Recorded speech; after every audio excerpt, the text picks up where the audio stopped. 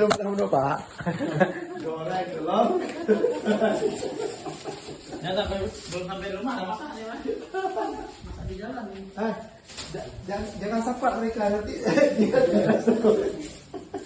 Telurnya memutih. Ada punya yang di sini kayak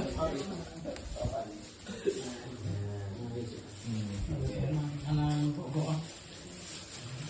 Enak banget. Dalam. Yang ada ikan. Ya baru kapok lah.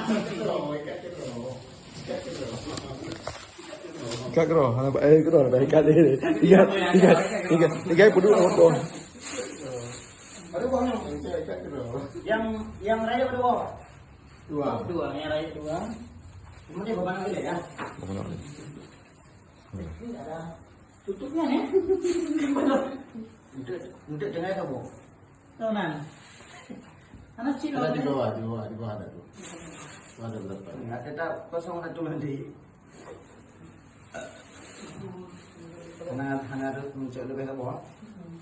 Tetap. Han, dia mau sakit sih no. Hah? Tangkap mana? Tanggal mana nih? Penanci lagi. Jadi yang balik ni.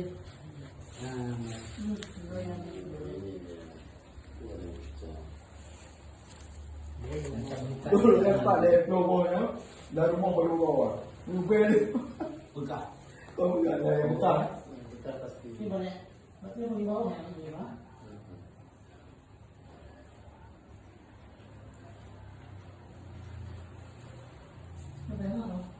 Ada. Iban.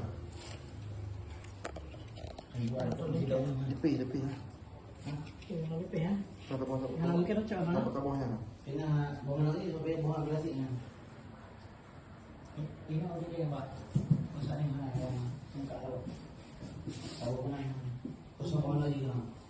Kita tahu harus korban. Satu. Mungkin aja yang mukanya kan. Kita di mana awalnya? Sama dia hanya pun. Ada lagi.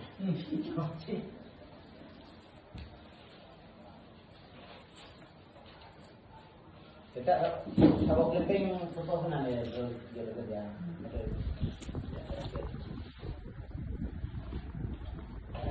Berarti yang abang dekat bisa boleh.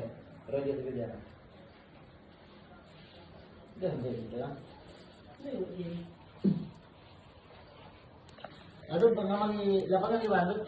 Tu je. Lo camping baru. Hana lu ikut sambat si Fauzi lah. Mereka tinjau.